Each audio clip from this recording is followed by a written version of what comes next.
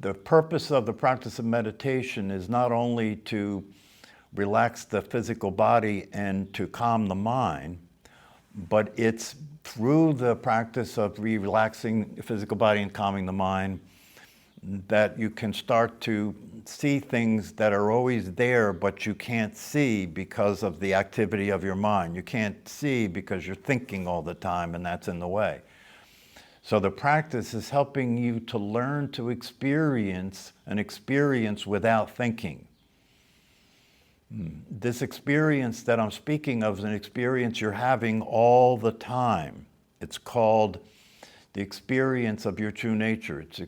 It's called the experience of your consciousness. It's called the awareness itself. And all the spiritual teachings teach that this is the truth. The truth that will set you free is the truth of what you are. And the truth of what you are can only be experienced if you are able to experience not thinking. And then by moving your attention away from thinking, even though you won't be able to stay away for very long, there is still the opportunity to be aware of being aware. There's still the opportunity of isolating the awareness by moving attention away from the thought process, focusing on the belly moving as the body's breathing. And then one more step back is to be the awareness that's aware of the belly moving and the body breathing. This is the heart of the matter. This is the experience of what you are.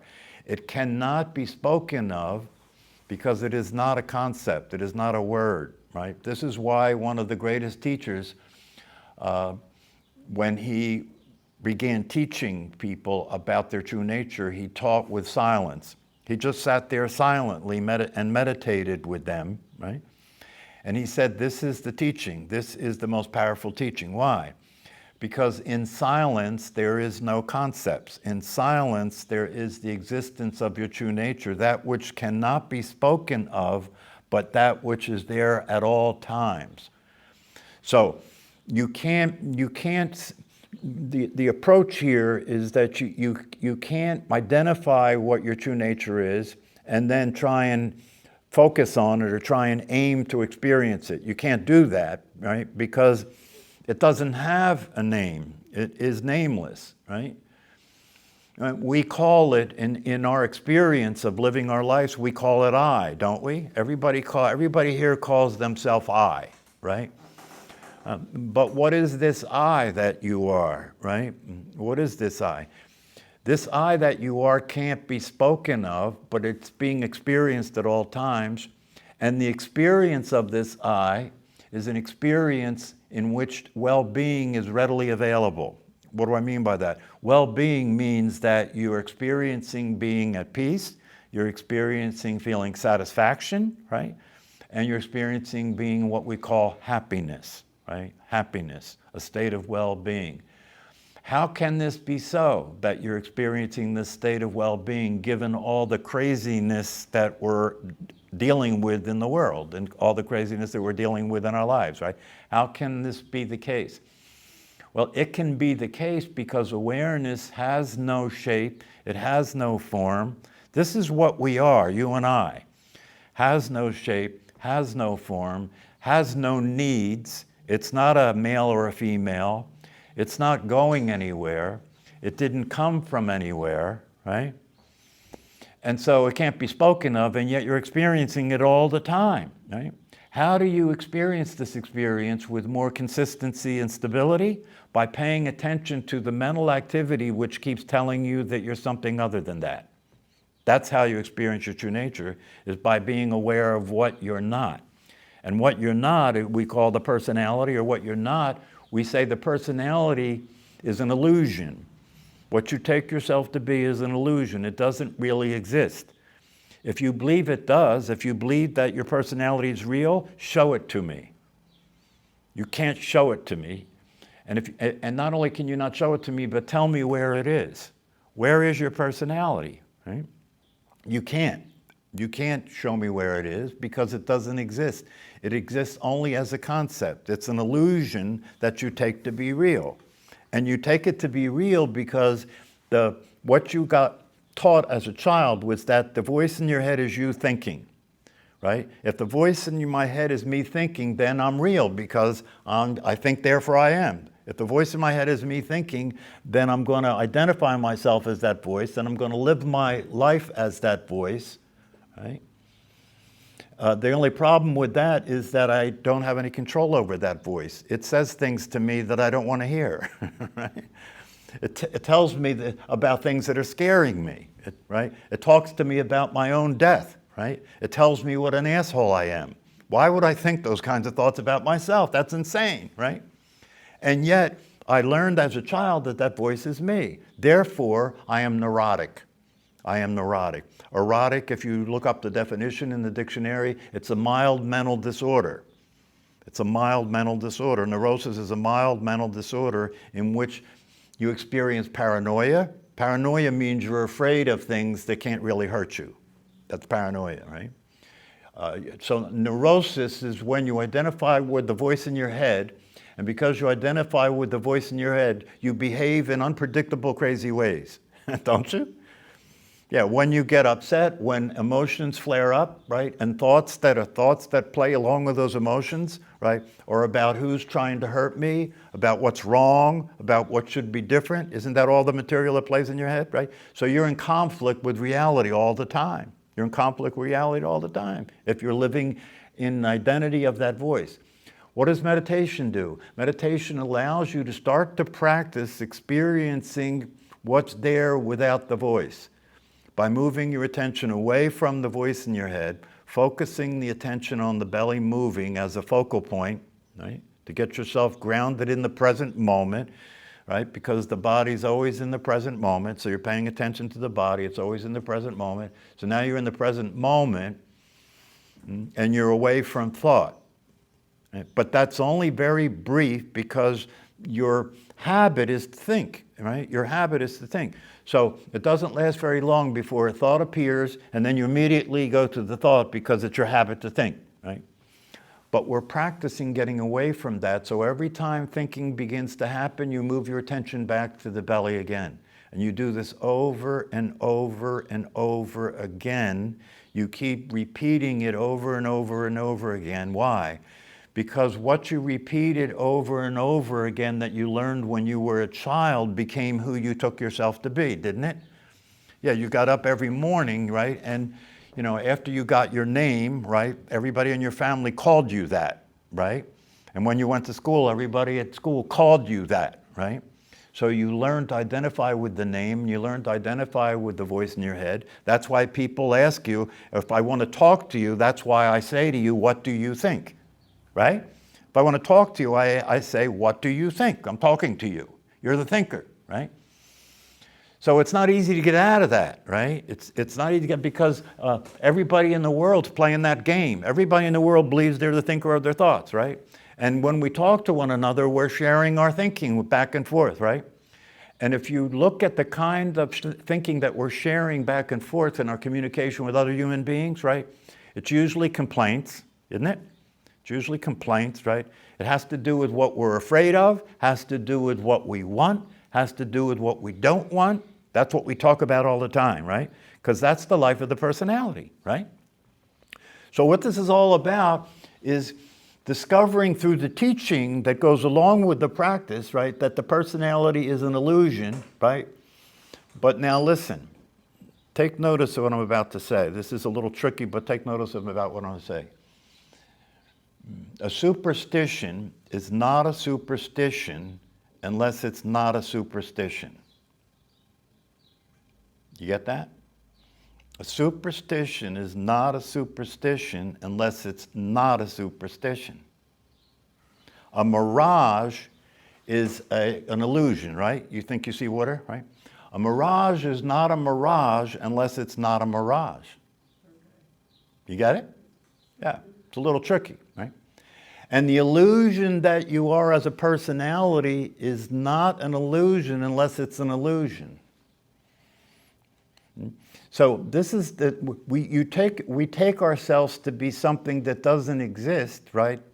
But it appears to exist, doesn't it? Yeah. How do you appear to exist that proves that you're real? This is very important because, see, when you start to really put the magnifying glass on what's going on, you can start seeing the reality of it, right? You think you're your body, you believe you're your body, right? And then you look at the body do things and you say, that's me. I'm doing it. Watch, I can prove. I'll raise my hand, right? Right? I'll raise my hand. But scientists have done research that clearly demonstrates that you don't raise your hand. You only think you raise your hand. This is science now, right? What's his name? I'm trying to remember the scientist's name that did the experimental research. And what they did was they did research that showed that when you go to raise your hand, they attached electrodes to your brain. And when you go to raise your hand, right, before you have the thought to raise your hand, the brain activity has started to do it. It's a famous scientific experiment that proved, right, that the brain is involved in activity before you're aware of it. Before you're aware of it. That blows the whole game. You know, that blows the whole business of your being a personality and an identity that is the source of your behavior. That you're not the source of your behavior, the brain is the source of your behavior, and you're actually behind what's happening all the time, right? The way things happen is they happen and then you become aware of it, right? So you are never experiencing reality as it's happening. You're always experiencing it after it happened. That's called thinking, right? And when you experience it after it happens, how do you determine what happened? When something happens, what happens is you have the thoughts about what happened, and those thoughts come from where? Yeah, from your mind, and your mind has your conditioning called your memory, right? The reason you know that this is a room is because you learned that when you were a child, and every time you see something like this, your brain says that's a room. So then our body can never be in the present moment. Your body's always in the present moment. Our mind can't be in the present moment. Yeah, your mind can't be in the present moment because your mind's an interpreter. It's interpreting what's happening based on your conditioning, right? Based on your conditioning, which means your interpretation of what's happening is going to be unique to you based on your conditioning, right? That's why something can bother me and it doesn't bother you, right? Because your conditioning is unique. But in both cases, neither one of us is experiencing reality. We're both experiencing a version of it that's an interpretation being made by the brain, right? So how do you get in touch with reality? Observe the thoughts, but know that you're not the thoughts. Well, the way you get in touch with, see, when you experience meditation, you're practicing experiencing reality. When you practice meditation, you're practicing experiencing reality because when you move your attention away from thinking, right, and you're just being, right, the being is in sync with what's actually happening. But it's non-conceptual. It hasn't been interpreted yet. Right? But you can be there for that experience, right? I was talking earlier about this to somebody here, and I was saying, it's interesting when you think about it, that sports players that play very high level of sports, right? They actually are getting trained in not thinking. You would think it would be the opposite, right? You would think they would be getting trained in thinking on their feet. Do you think they would be getting trained in thinking of the next move to make, or then, you know? But that's not the case. They're actually being trained in not thinking because thinking, right, removes them from the immediacy of what's happening. And if you're going to be a professional sports player, you got to be there for what's happening, right? So if you're up at bats in baseball, right, the last thing you want to do is think. If you're thinking about hitting the ball, you're going to be swinging at a different time than when the ball's coming, right? So you have to just have your eyes on the ball and be trained not to think about anything because your body has learned to hit home runs. That's what the practice is all about. Your body has learned to hit home runs. So you just keep your eyes on the ball with the strong intention to hit a home run, right? And then if you watch this closely in baseball, you can see it. When somebody swings the bat and hits a home run, they stop and look to see, oh, I just hit a home run. Then they throw the bat down and run. Watch, they do it. They stop and look to see, I just hit a home run, because they don't know it, the body hit the home run. Man, this is one of the reasons why after a game you hear all these sports players saying, oh, thank God, right? Because they were experiencing being God in the game. That's why they're thanking God, to allow them to experience being the God in the game, because if you're being the God in the game, then you're the source. You're creating what's happening, right? You want to create what's happening if you want to win games, right? Yeah. So life is a game too, isn't it? It's a game we're all playing, and there are rules in this game, right? There are rules in this game. One of the rules is called time, right? We all agree that we're going to follow the rule of time, right? Another rule is called space. We all agree that there's space. So there's me here and there's something over there, okay? But the experience of being what you are in the present moment, right? There is no there in the present moment, right? When you're experiencing your true nature, it's always now, isn't it? It's never any other time but now. No matter what the clock says, it's now, right? And when you're experiencing your true nature, it's always here. No matter where you are, it's always here. You're never there. Ever notice that? When you're aware of yourself, you're never there, you're only here, right? So that's what we're up to with the practice of meditation. We're up to undoing the unworkability of the mental training that we went through that told us that we were something that we're not. And if you keep attempting to live your life as something that you're not, you will keep suffering. You have to keep suffering because you'll try and impose your will. You'll try and impose your interpretation of reality on the people around you, don't you? Yeah. You know, when you say to your partner or your parents or your children, you're wrong, don't do that, that's wrong, right? You're saying you must follow my version of reality. You must follow the accepted version of reality. You must train yourself to behave according to that version of reality. Okay? And so you find yourself in a contracted state. Do you know your body's a contraction? Your physical body is a contraction, right? All that was in existence contracts into your body. And then it stays in that contraction and expands a little bit and a little bit and a little bit as it gets older, right? And then it disappears. So what we're practicing here is getting free from living in that story. You're practicing getting free from living in that story. The ultimate experience of this practice is that you don't exist. That's that famous statement by Ramana Maharshi, right? The most glorious experience you can have in your life is your own absence. This is something you should have as a mantra that you can refer to, because this is dead-on truth. The most glorious experience you will have in your life, if you're fortunate enough to have it, is that you don't exist. That's what being enlightened is all about. That's what experiencing your true nature is all about, because your true nature has no form, right? So you don't exist, right? It has no form, right?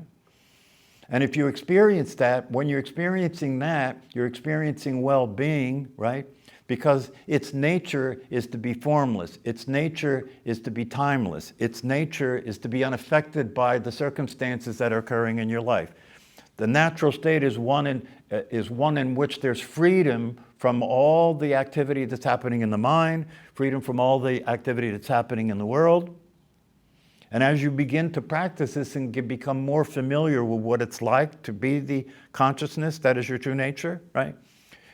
You take the world lightly. You stop getting so involved in the activities of life because you understand, right, that that's not the essence of the truth.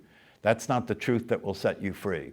Yeah, when you are awake to the truth, all there is a dream. When you're awake to the truth, you understand that the mind that created the dream you dream at night, right? Because the body's sleeping, isn't it?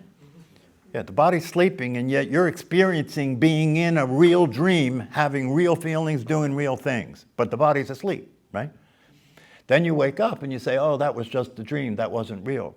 But the mind that created that dream is the same mind that's creating this dream. It's literally exactly the same. They're both dreams that you're having, and they're being created by mental activity. Right? So when you experience the truth, you see that for what it is. That's what the experience is. You can't get away from having this identity that you learn that you are as a personality. You can't get away from it, right? So that's not what this practice is. It's not getting away from it. It's seeing it as it is, right? It's seeing an illusion as an illusion, right? Remember I said an illusion is not an illusion unless it's not an illusion? It's not an illusion because you take it to be real. That makes it an illusion, doesn't it? Yeah. So the trick is to see an illusion as an illusion, to see that the voice in your head is never you, it's not you, to see that the activity of your mind is a manifestation of your conditioning. That's all it is. It's a manifestation of your conditioning. Right? So if you see it as that, by seeing it as that, what's not that becomes available to you. By seeing it for what it really is, it stops having the effect on you. By seeing your thoughts for what they really are, they lose their ability to have an effect on you. In other words, you can have crazy thoughts, right, and be unbothered, right? Most people have crazy thoughts who don't know the truth are troubled by those thoughts. You know what I mean? They're troubled by those thoughts. Not only are they troubled by those thoughts, but they give those thoughts an independent existence. These thoughts are bothering me. It's as if these thoughts have a life of their own, right? These emotions are driving me crazy. As if these emotions have an independent existence, right? But they don't. All they are is a manifestation of the mind. That's all. They're just a manifestation of the mind. And one of the things we know about the way the mind manifests things, right, is that they manifest things in terms of things come out of the consciousness and manifest in form. If you pay attention to the mental activity, right, what you watch is consciousness manifesting as form. We call it a thought, right? And then what happens? The thought disappears. Then another thought. So the consciousness is the consistent reality from which the manifestation of thoughts is occurring all the time, right? But what happens when a thought occurs and we look and or become aware of that thought and we don't like that thought? What happens? We get upset. Oh, I don't want to think that thought. I don't like that thought. We get upset, right? And when we get upset, what do? We try and stop it, change it, control it, right? And when we do that, we're creating suffering. We're creating suffering, right? Because if you have a negative thought that's coming from your past conditioning, right? It just manifests out of consciousness, right? It's not real, it's an illusion, right? It's being created by your mind. But if you take it to be real and you resist it, what do we know about resistance? Anything you resist is going to persist. So if you have a thought and you don't like it and you're resisting the thought, you're keeping it there to suffer.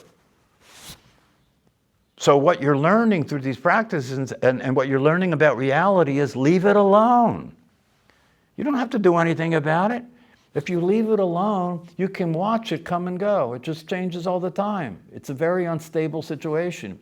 It just manifests itself, and thought appears, thought disappears. Thought appears, thought disappears. Emotion comes up, right? Energetic experience of emotion, whatever it is, anger, fear, right? Comes up.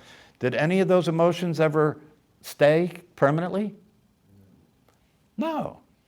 So if it's possible to realize, if it's possible to recognize that the activity of the mind is ever changing, isn't it? It's constantly changing, right?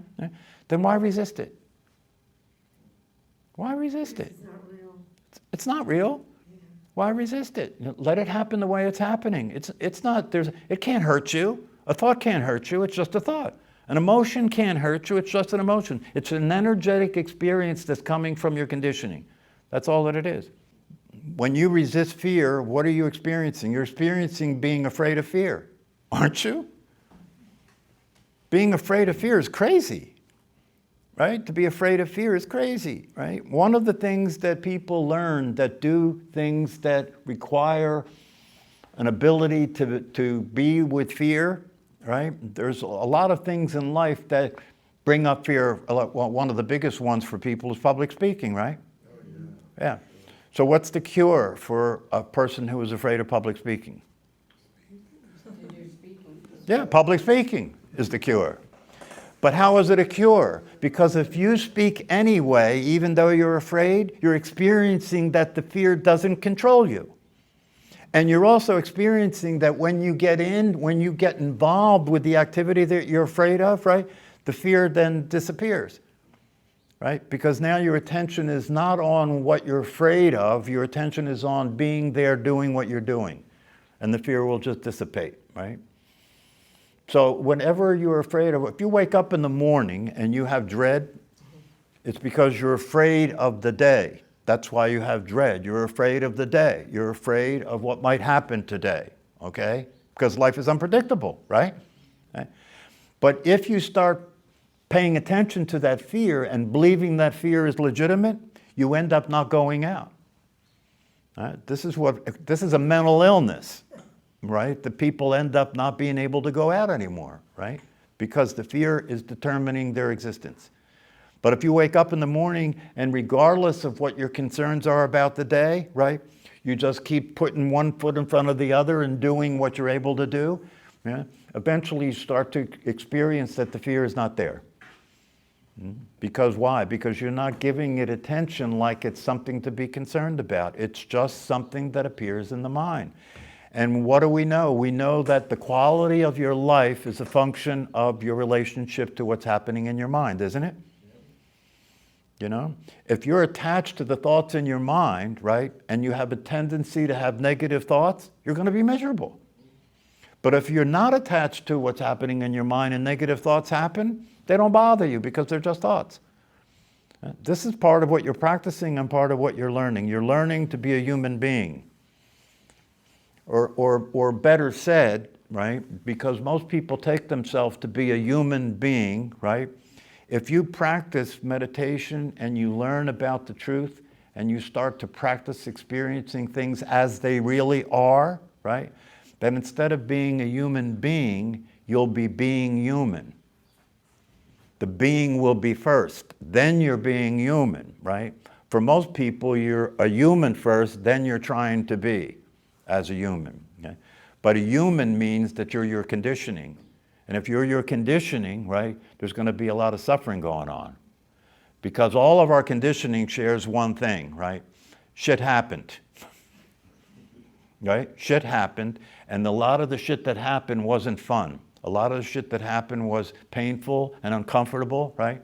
And the mind and the brain store that material, right? So it can bring it back up to protect you in the future, right? The only problem with that is the mind and the brain keep misinterpreting what's going on and comparing it to what happened in the past when it's not the same. And so that's called neurosis. You experience being afraid of something that's not happening. All right, any questions? All right, so this class is an opportunity to come here consistently to keep familiarizing yourself with the truth. Keep recognizing and remembering what the real basis of your life is and using the practice to experience that. When you go back out there, it's not going to be that way. Everybody out there is experiencing the illusion. And that's why when you interact with people out there, you have to be in the form of your personality playing the game.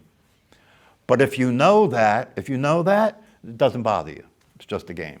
The problem is that most people can't maintain a practice. Yeah. Because the personality will come into play and say, you're too tired, you're too busy, it doesn't matter, it's bullshit, it's all crazy, don't worry about it, right? Yeah, because the personality is very threatened by the practice of not being it. How long do you think it takes or how many practices, or how, like an hour a day, 15 minutes a day, so you can get to the point where it becomes easier, or that you're able to wash out all them, all that. Well, the way you have to look at that is to understand that you are already at the point. And this is not about getting somewhere, this is about experiencing where you really are. Okay.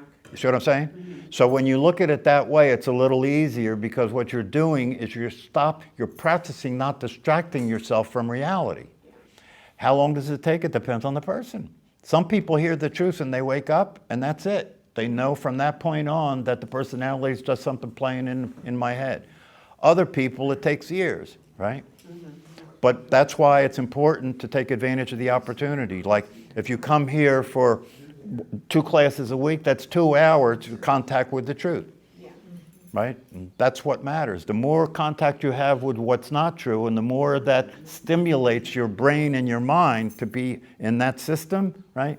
Then it's going to make it harder and harder to get out of it. That's why you got to practice meditation formally every day, and then informally every day, and have contact with a teacher and a teaching as consistently as possible. If you understand what you're up against, then you understand how necessary that is. All right, that's what the Buddha said. You need the three gems. You need the teaching, the teacher, and the practice. And you've got to do that every single day if you want to get out of the misery.